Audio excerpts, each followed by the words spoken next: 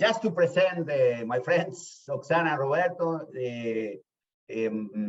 both are now, both are economists, and they work in the University of Trento. Oksana in the School of Innovation, as I understand, and Roberto in the Department of Economics and Management. No? And it's a long time that we have met for the first time. And with Oksana, we worked together in Bolzano. We have no co-authorship with Roberto, but with Oksana, we have, if somebody wants to have a look, we have some interesting, very interesting papers in one of the major events in the north of Italy, that is the Christmas markets, and where we collected some data where this questionnaire have some interesting ideas of Oksana to trying to understand the mental budgets. No, so what the people think to do when they go to the market, and what actually they do at the end of the visit. No, so I suggest the rest of the people to have a look at this. And so Oksana today is presenting a work that is as she said, an evolution of the work she presented in our workshop in Siena, the workshop in honor of Daniele Punzo. So thank you very much, Oksana and Roberto, for being here, and let's see what you have to say. Okay, thank you so much, Gabriel. I wish we were in presence, but I still hope that we will have a chance to meet and to present in presence. For how long can I speak? Let's say we already took some time. 40 minutes, half an hour, 40 minutes. Okay, good. Okay, so as Gabriel said, this is a joint project with Roberto Gabriele, and as you see from the title, I'm going to talk about hedonic adaptation. And as Gabriel already said, I was also doing the mental budgeting, and my background is behavioral economics and experimental economics. And then in 2012, I moved to Free University of Bolzano, where I started working in management and tourism management and marketing. And when I started looking into the tourism, one thing was interesting to me was the impact of tourism on the on residents, on well-being of residents, on residents in general. And what was particularly interesting for me is that when you look at the literature on the impact of tourism, you already find in back to 1990s many works, many studies that say that, oh my God, there are too many tourists around. 90s, since 90s, tourism grew 3 times, and we still do have hopes for the development of tourism. And as you probably all know and heard about the over-tourism, that the term was coined by Skift in 2016, and it really joined the common vocabulary of people who have to do with tourism, but also regular people. We used to hear a lot about over-tourism before before March 2020. And it used to be a big problem for tourism destinations. So when I'm talking about tourism, over-tourism, I'm thinking about the definition given by UNWTO, by which it is the impact of tourism on a destination that is excessively influences perceived quality of life of citizens, and the quality of visitors for the visitors in a negative way. The overtourism, the phenomenon of overtourism received a lot of interest from different policymakers, so that several policy reports were requested by different studies in tourism. So it started with the McKinsey and Company report. The Trent Committee of the European Parliament requested the report, and also UNWTO commissioned a research on definition of overtourism, and also on how a destination can understand that they are having a problem of overtourism, and if there are early signals to signal that overtourism is going to happen.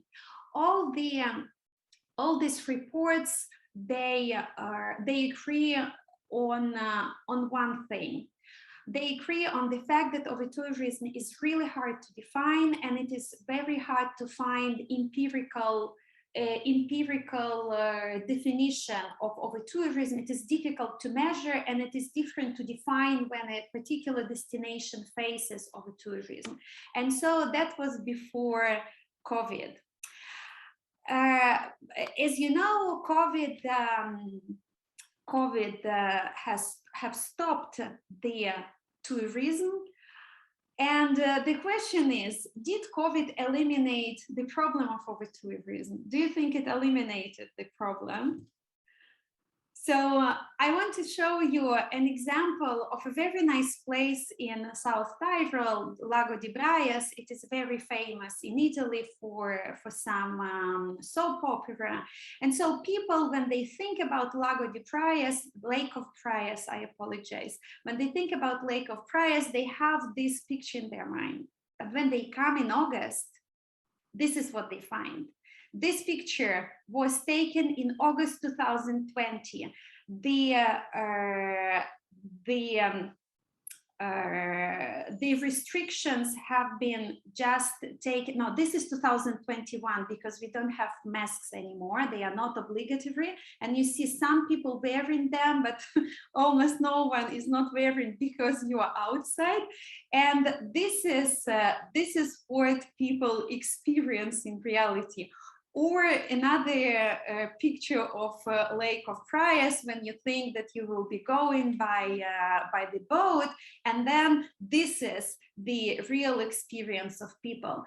So although COVID have stopped the tourism, what destination managers are worried about is that when restrictions are removed, people are going to the same spots all together, too many people, too many crowds, and it ruins the experience by tourists, but it also has a huge impact on residents. And in this work, we are talking about the residents part. So when we are talking about overtourism is closely related to the concept of social carrying capacity. And social carrying capacity actually is the indicator that helps to understand whether a destination is facing the overtourism. The social carrying capacity is the level of tourism density at which local residents are no longer willing to accept tourist presence. And the same level, and the levels that they are intolerable for tourists. But we are concentrating in this work, we are concentrating on resident side.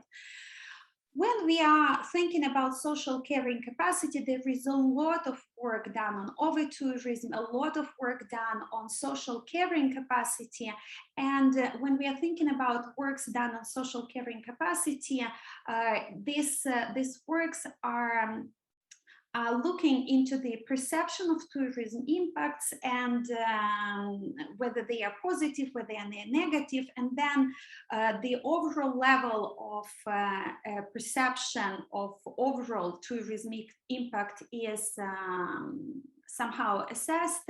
It is confronted with the tourism intensity in the city, and then the conclusion is made whether the capacity is is overused, and so the destination is facing over tourism, or it is below the level of social carrying capacity. To my knowledge, the studies that have followed this type of approach, very few, numerically trying to test this concept, they all find that over-tourism has not been reached. So when we are thinking about social carrying capacity, what we are actually trying to do is to look into the positive impacts of tourism. And of course, there are positive impacts of tourism. This is why we want to develop tourism in destinations. They bring to positive economic income, they bring to some social, tourism brings social vivacity to some, especially dying destinations, especially urban cities that have problem of social preference. Tourism brings infrastructure development from which residents can benefit.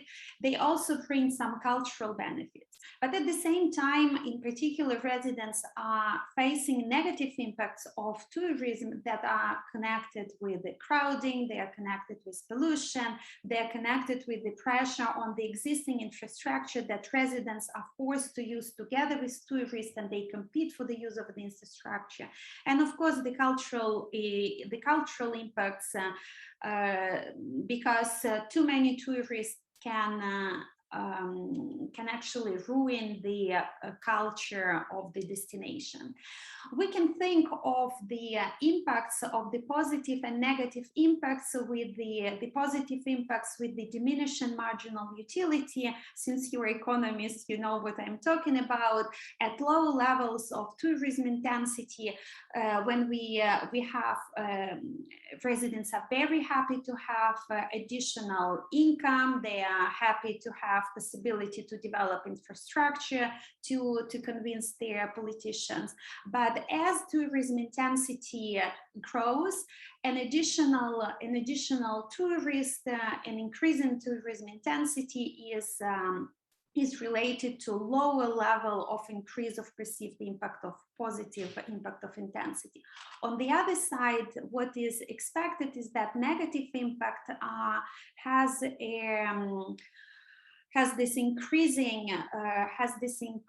follows this increasing pattern in which at low levels of tourism intensity, we are not very happy with tourists, but we can stand them.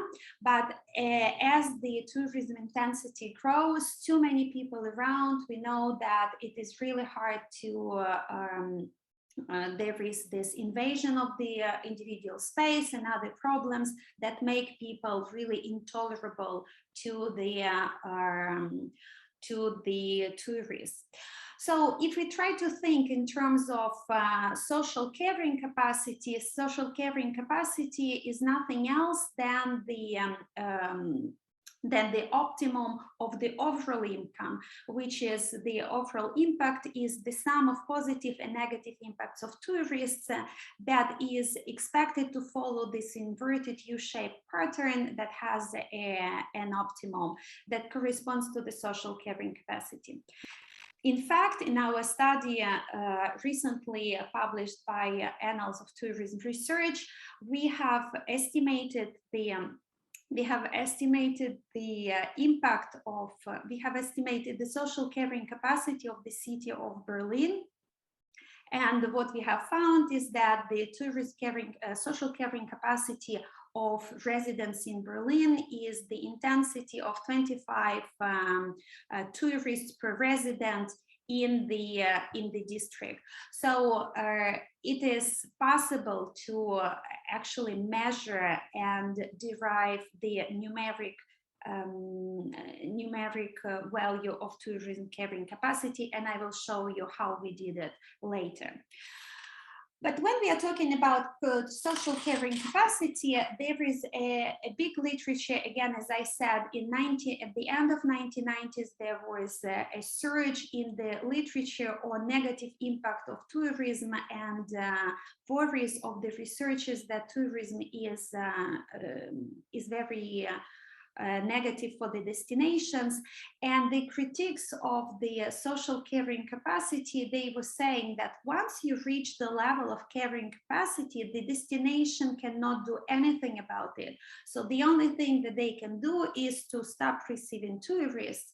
So what they were saying is that numerical estimation of carrying capacity is useless for the managerial purposes, because carrying capacity is fixed, is a fixed number, and it cannot be extended.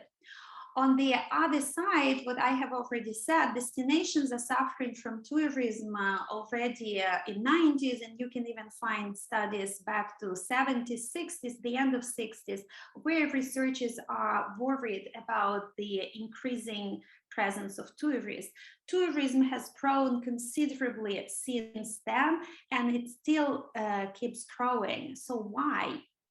On the other side, the supporters of the social carrying capacity, they are saying that social carrying capacity changes, and it changes with the stage of development of the destination.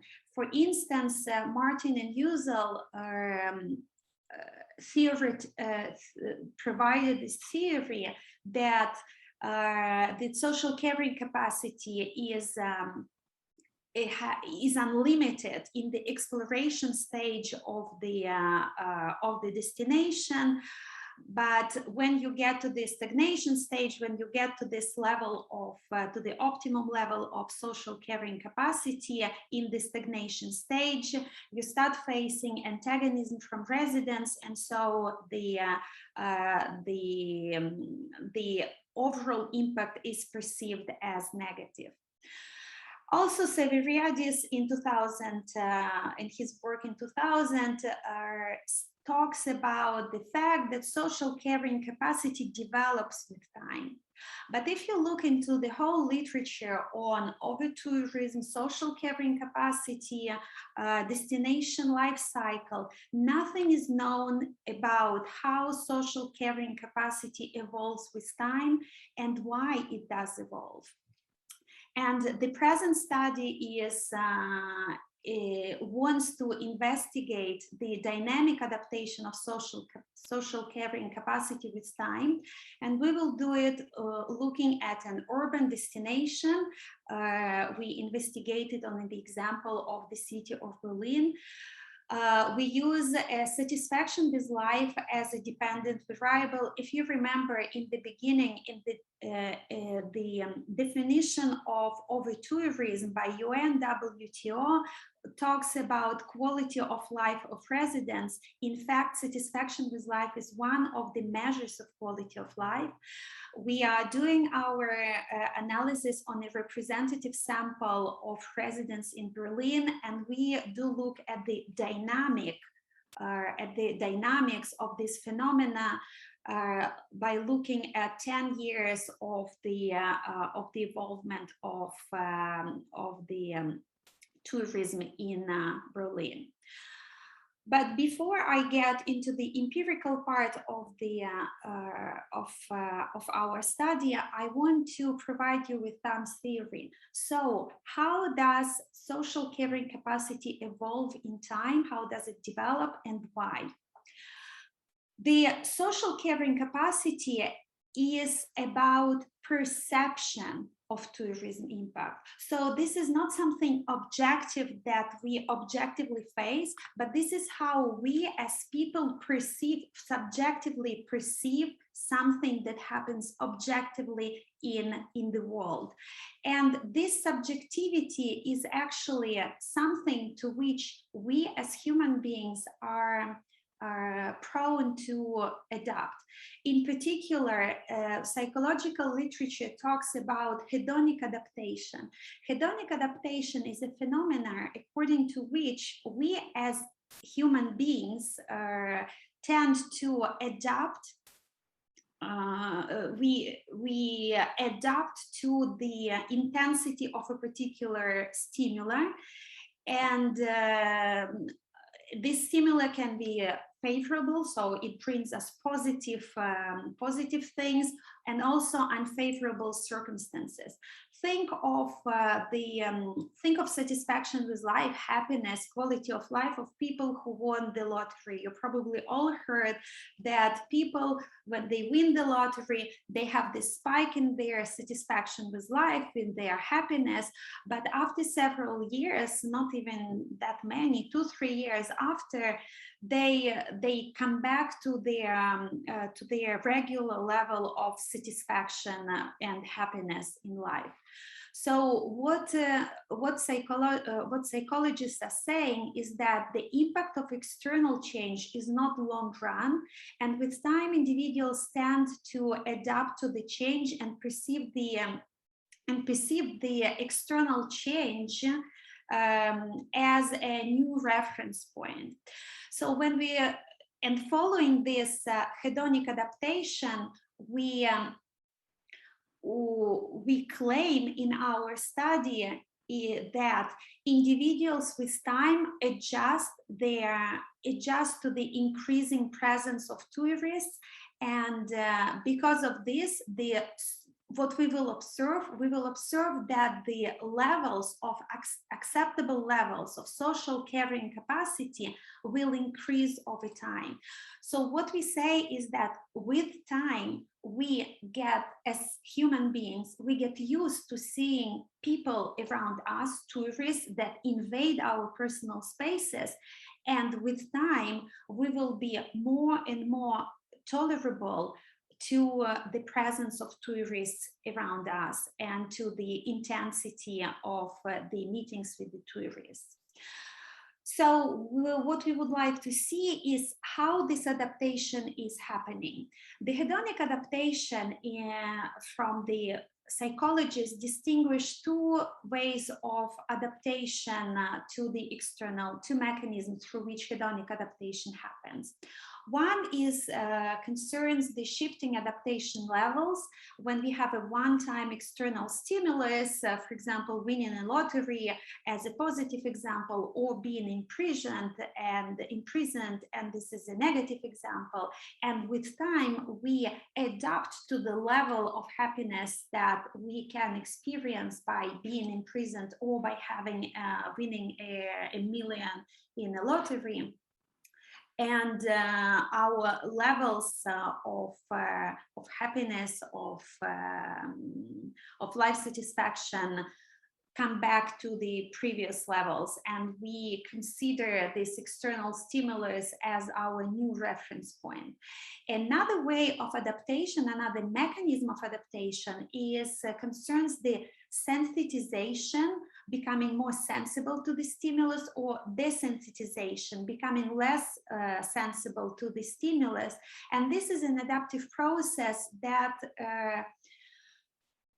increases or diminishes the subjective intensity, and it is frequently observed in increasing exposure to external stimulus. Think of chronic diseases that progressively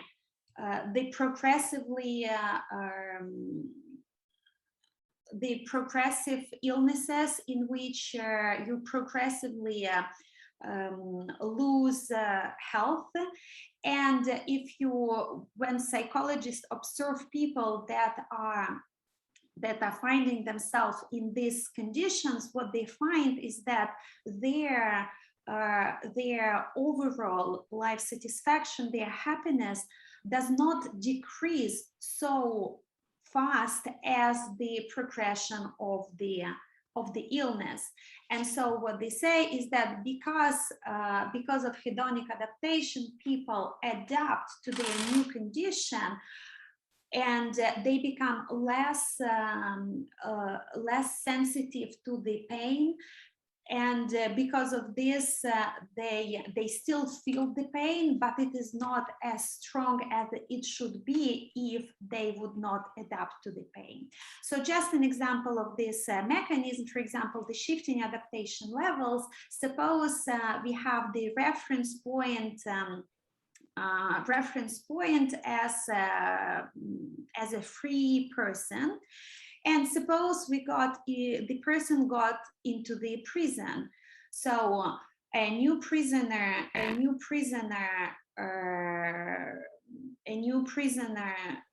curve of utility has still the reference point of freedom.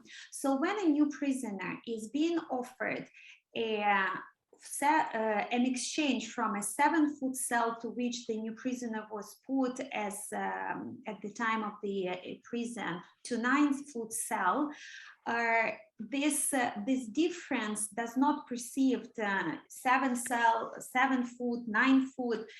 I am in jail. I am just so unhappy. I cannot think about it. Does it make a difference for me?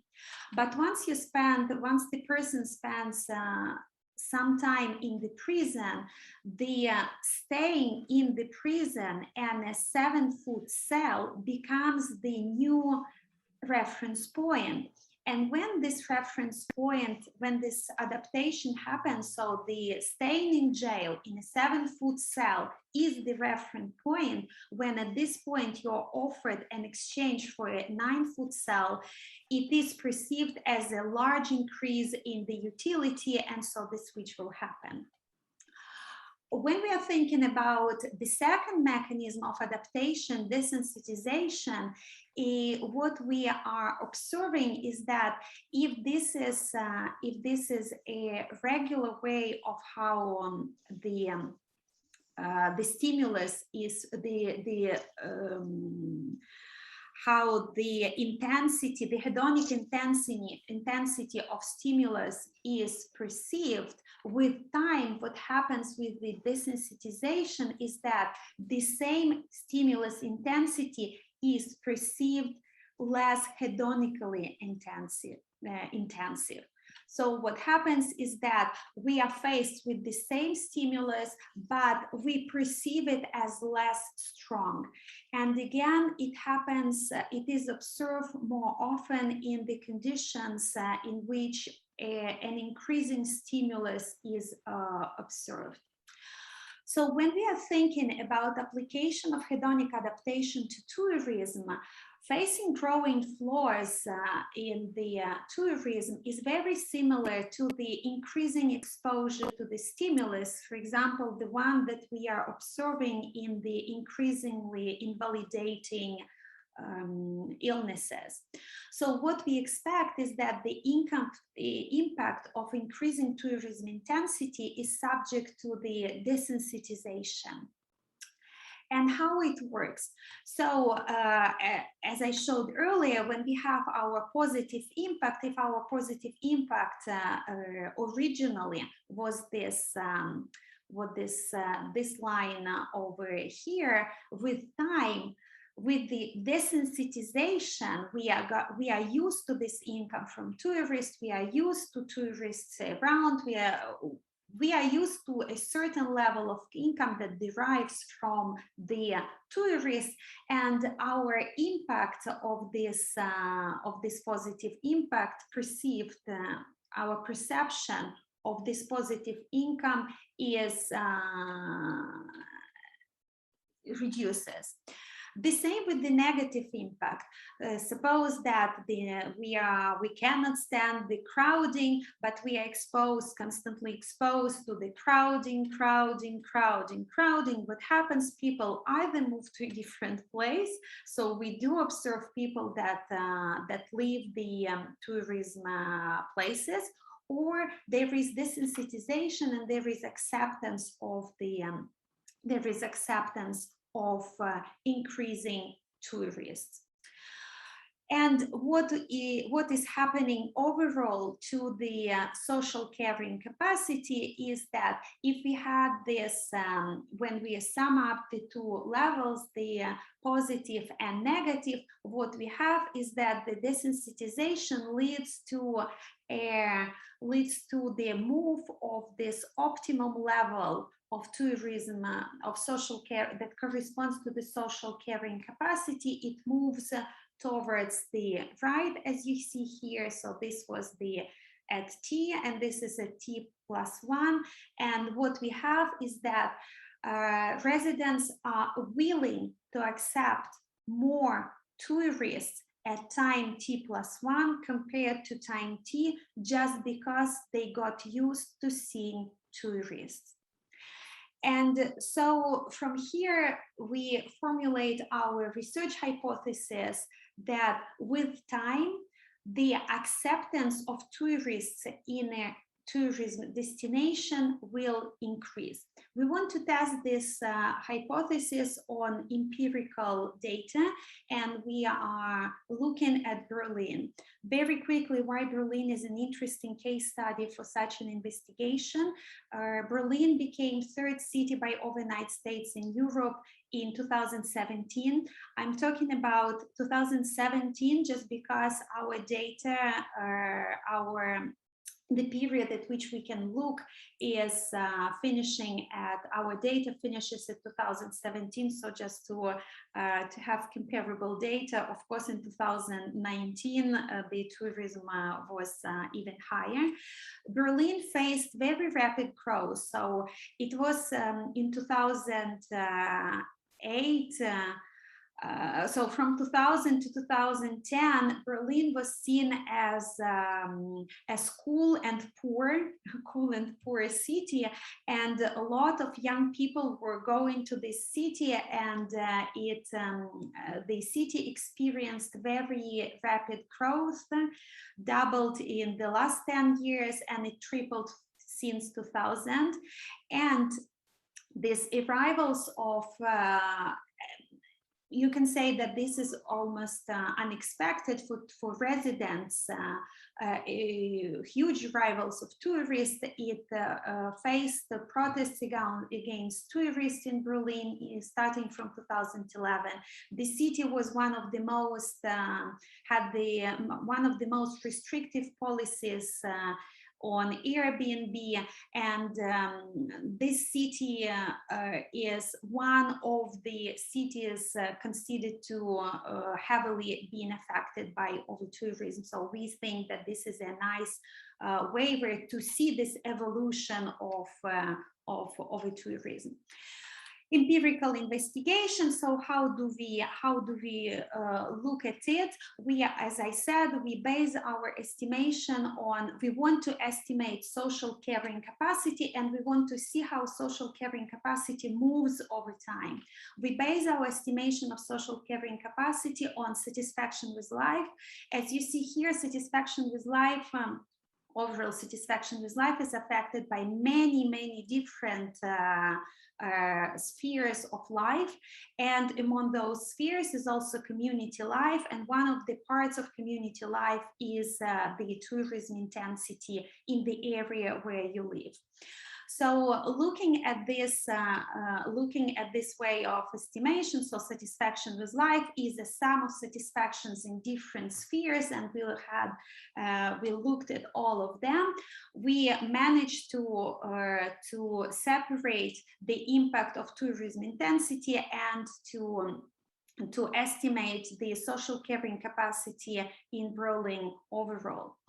What we want to do in this study is, let's say it is a replication of our previous study with a small difference. What we add is, we add here a trend, a time trend in which, so as we say, so satisfaction with life is a sum of satisfactions in all areas of life that are here.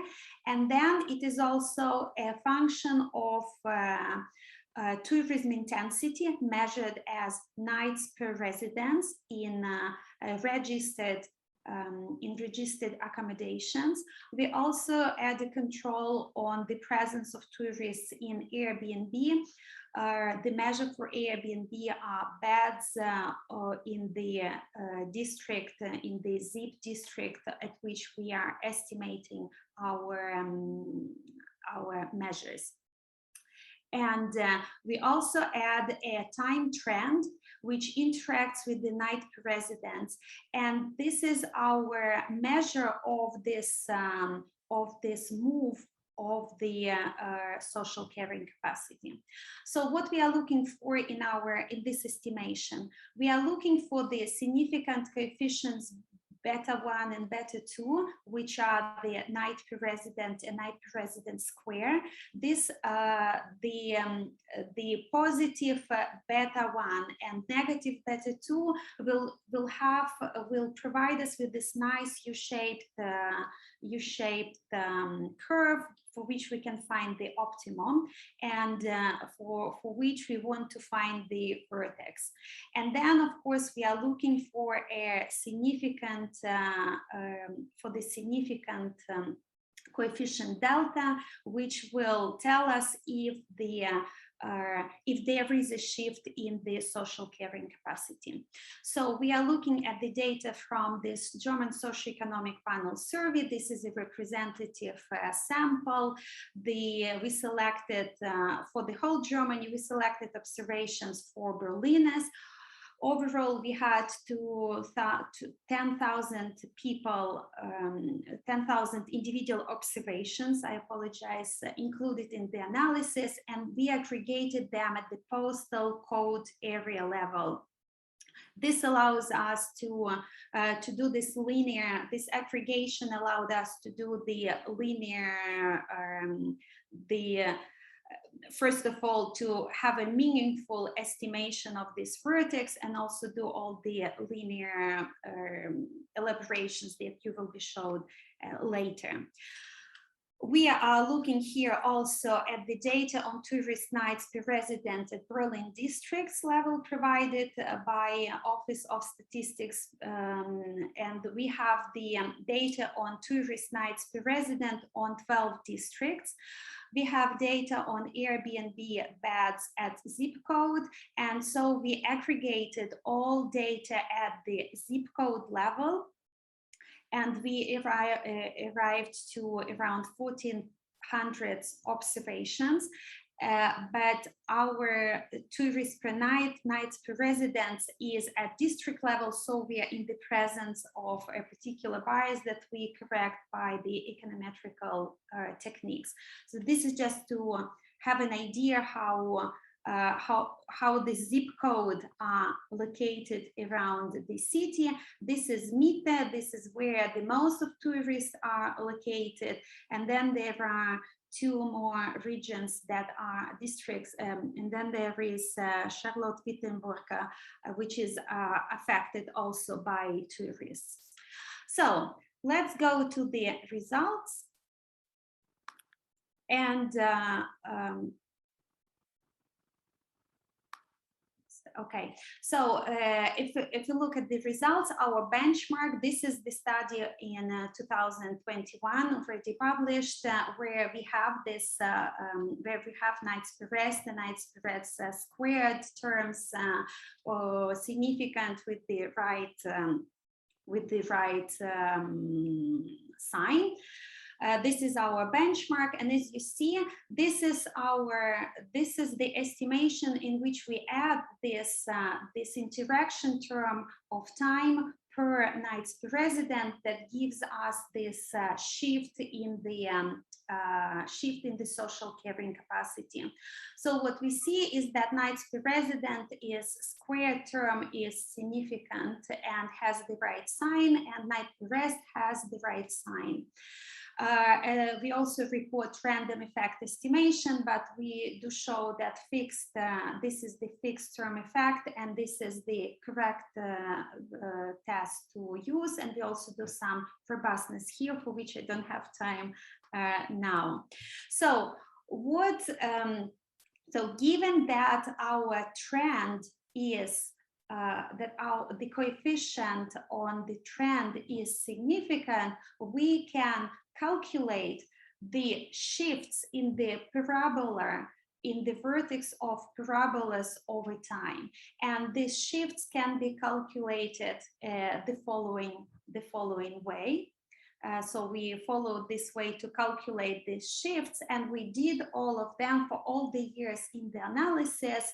Let me show you the graphical representation of these shifts of parabolas. So what we see here, and in this graph, we also truncated each year at the level that was the maximum level of tourism intensity that was observed in the city.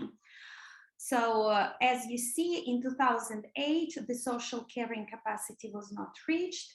In 2009, the social carrying capacity was reached, and the protests started in 2011, started here. And as you see, what we observe is this growth of the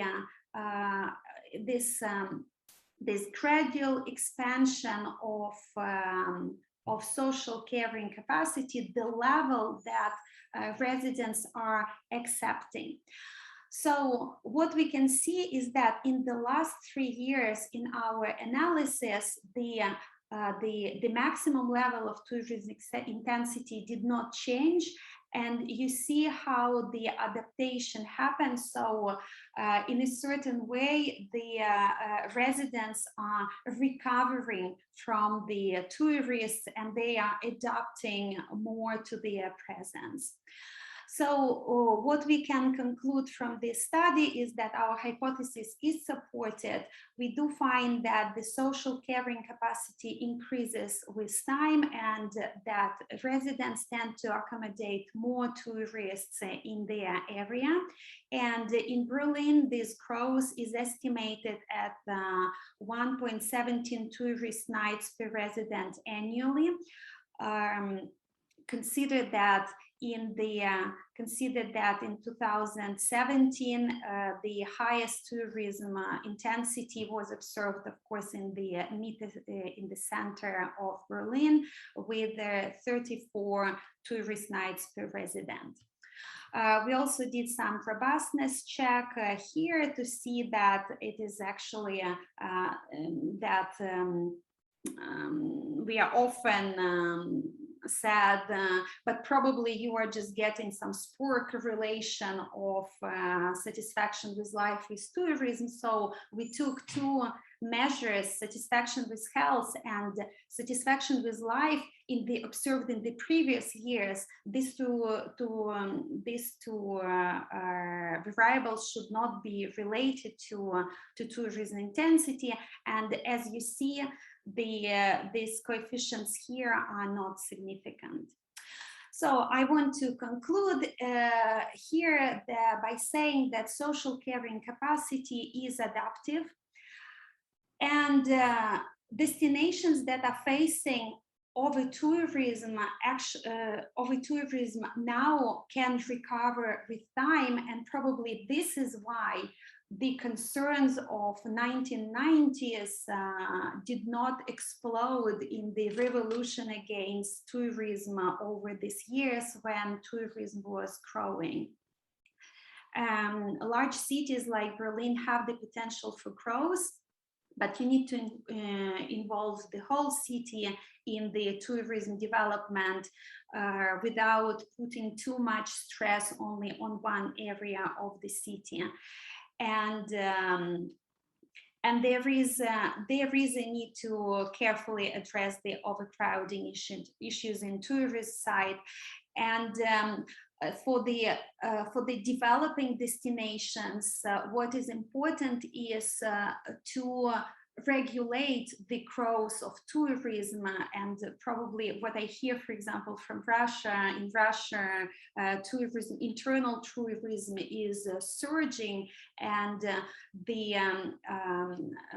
the recommendation for areas that are just starting developing tourism is not to bring too many tourists, but to let the tourism grow gradually, so that residents adapt to it and welcome the tourism. So there is a need for careful planning and for the education of residents as well, for the sustainable growth of the destination. And of course, we have many ideas on how to proceed with this study, to compare different cities, to refine the information about Airbnb, and also to look at differently on the methodological side of the tourism. So thank you very much for your attention. Unfortunately, I took more time than agreed. Thank you, Oksana. No, it's okay. You know, we have the time for. We have no pressures here of time. So thank you very much for the presentation. It was very pedagogical, and I just seen the presentation. Remember the paper of Siena that was very nice. They have published this other paper, no? The previous one. No. Not yet. Okay. So we open for comments, questions. Maybe I stop sharing. I just want to comment something very. You know, we performed here a research with a questionnaire for the people about the willingness to do tourism in the middle of the pandemic when there were a lot of restrictions, and the most important and impressive result was that everybody was waiting to go to a destination. Yes. No, they were crazy for finishing this and go for tourism. So in this sense, I think your paper is in the same direction of this result, no? Yes. Miriam, that is here in the Zoom, also she has a paper on Switzerland, and she has exactly the same results. And so this is connected also with the resilience. So over tourism, I think over tourism has a big resilience, no? It does. It's a pity, but you know, your results, your pictures are showing this, no? So the pandemic was only a temporal shock, no? Yes. And so now we have moved the reference point. The question is where this reference point moved now. Sure. And we didn't learn anything, no, from the pandemic. No.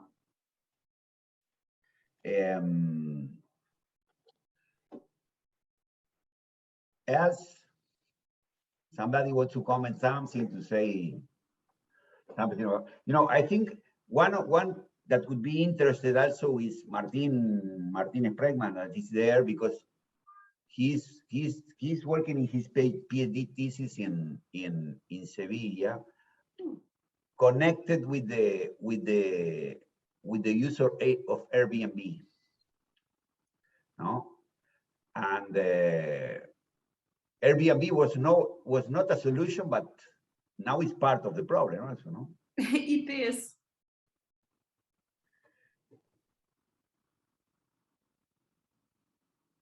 So if somebody wants to, you know, we have the with Oksana and Roberto, we can connect if somebody wants to repeat this data collection in some part here to compare the results in different destinations. This could be an interesting. Even if there is a willing hand that wants to work on the extension, we do have data. Okay, you have the data. So because you have okay, you have the data. If somebody wants to work with this data or produce new data, Oksana and Roberto are open. So somebody wants to comment something or say something. So Martin is saying something by the chat. Okay. Look at the chat, Oksana. Yes, Airbnb supply and hotel performance. Okay, so hotel performance, very interesting. Yes.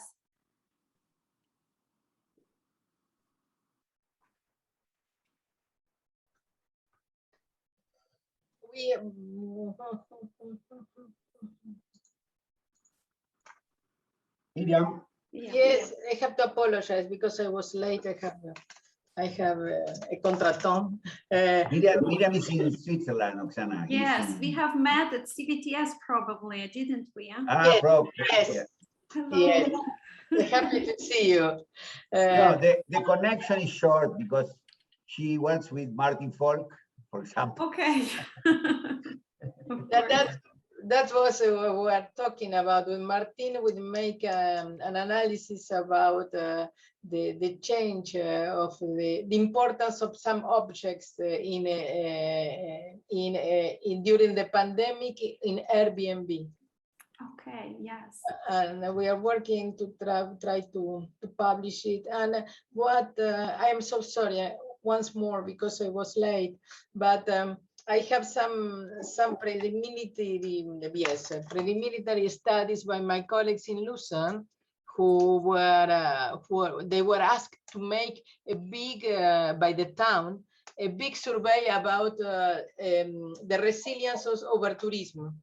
And they begin exactly before the pandemic to make, and it was very well done because it was a random sample. They choose the household. It means it was perfect from the methodological point of view, was just perfect.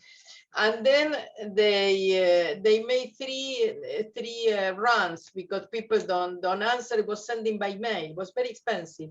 And then they receive some after the pandemic.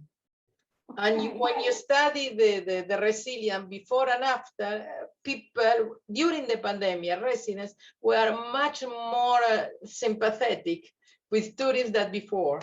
Lucerne, you know, it is yes. A number of cars, plenty of Chinese going around trying to buy very expensive watches, and then they realize that some of the family lose their job. And there is a lot of problem that they feel in their family, and then they say, well, finally tourism is not so bad, eh? And this is in the sense that thing that you were saying. Once more, excuse me for my delay. That was so nice that you joined. Thank you.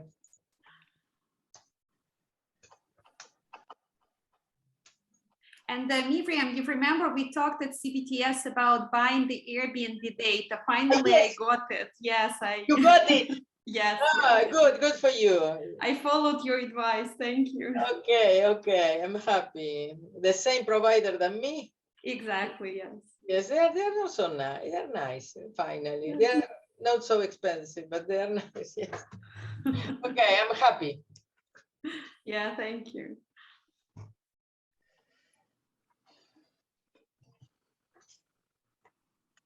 Okay, I'm sorry, Oksana. There was a very few comments. I hope for me, the next time. Yeah, for us it was a good occasion to actually get back to the study and to put it all together. Perfect. So we are happy. We want to thank you for this occasion. Remember, we have the workshop at the end of November. If you see that it will be a virtual workshop. Didn't you receive the invitation? I thought it was in September. Ah, okay. No, it will be in November. Okay. But you know, if you want, send me an email. I can send you all the program is just fixed and so on. So thank you very much for Oksana and also Roberto. It was a big pleasure to have you here and to meet again virtually. Yes. It's our pleasure. Yes, hopefully we can meet soon. I hope next time it will be with a cup of wine. After all, they will say, no? Oh, yeah. Give my regards to all people there, all my colleagues. Thank you. I'm happy to see you. Un abrazo. Thank you, Gabriel. Thank you, everyone. Ciao, ciao. Bye. Ciao, ciao. Bye.